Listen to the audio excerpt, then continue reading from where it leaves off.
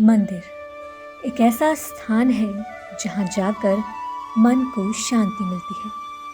मन में किसी प्रकार का भय नहीं रहता। लेकिन आज हम आपको एक ऐसे मंदिर के बारे में बताएंगे जहाँ केवल कुछ विशेष लोग ही जा सकते हैं। जी हाँ, हिमाचल प्रदेश के मंडी जिले में एक ऐसा मंदिर है जहाँ एक गांव के लोग हर रोज़ दर्शन करते हैं और दूसरे गांव के लोग वहां जाने से भी डरते हैं। हिमालय की गोद में बसे इस मंदिर का एक रहस्यमय कक्ष साल में सिर्फ एक दिन के लिए ही खुलता है। यह मंदिर हत्या देवी के नाम से प्रसिद्ध है। दरअसल यहाँ की राजकुमारी के साथ कुछ ऐसा हुआ था कि वह हत्या देवी बन गई। आइए जानते हैं कैसे राजकुमारी बनी हत्या देवी और क्यों एक गांव के लोग इस मंदिर में जाने से डरते हैं। मंडी जिले का फॉर्मल नाम मनदेव नगर है। एक समय में यह जिला सुकेत नाम का राज्य था। इस राज्य के राजा थे महाराजा रामसेन। राज्य की राजकुमारी और राजा रामसेन की बेटी चंद्रावती अक्सर महल के प्रांगण में अपनी सखियों के साथ खेला करती थी। सर्दियों के मौसम में एक बार राजकुमारी अपनी सहेलियों के साथ महल में खेल रही थी। उनकी एक सहेली ने पुरुष का वेश बनाया और बाकी सहेलियां अटखेलियां करने लगी। तभी राज्य के पुरोहित जी वहां से गुजरे। इस दौरान उनकी नजर लड़के का वेश धारण की हुई लड़की पर पड़ी और वह उसे वाकई पुरुष समझ बैठे। उन्होंने जाकर राजा से राजकुमारी की शिकायत कर दी।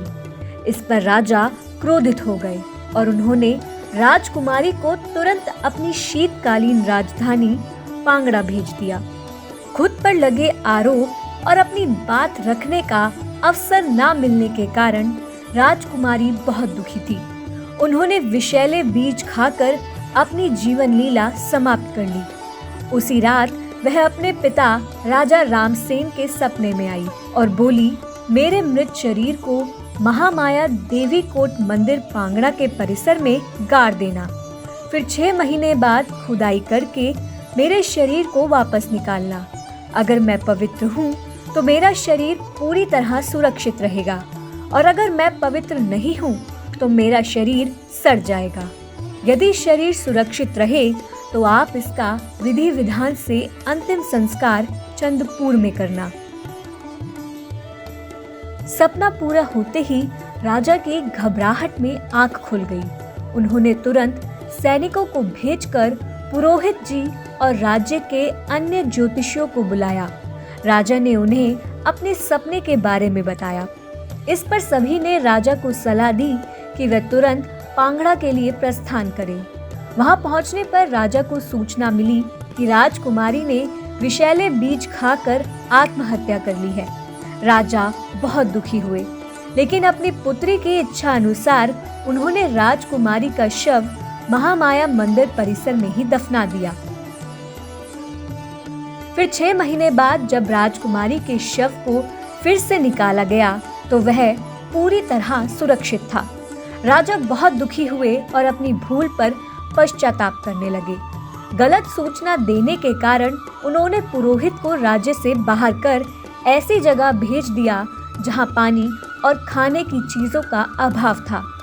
राजकुमारी की इच्छा अनुसार उनका अंतिम संस्कार पांगड़ा के समीप चंदपुर में कर दिया गया। इस स्थान पर शिव पार्वती का मंदिर बनाया गया और शिवलिंग की स्थापना की गई। आज इस मंदिर को दक्षिणेश्वर महादेव के नाम से भी जाना जाता है। लेकिन राजकुमारी पर शक करने के दुख के चलते राजा अपराध बोध से पूरी तरह घिर गए और दुखी रहने लगे। इस कारण कुछ समय बाद उनकी मृत्यु हो गई।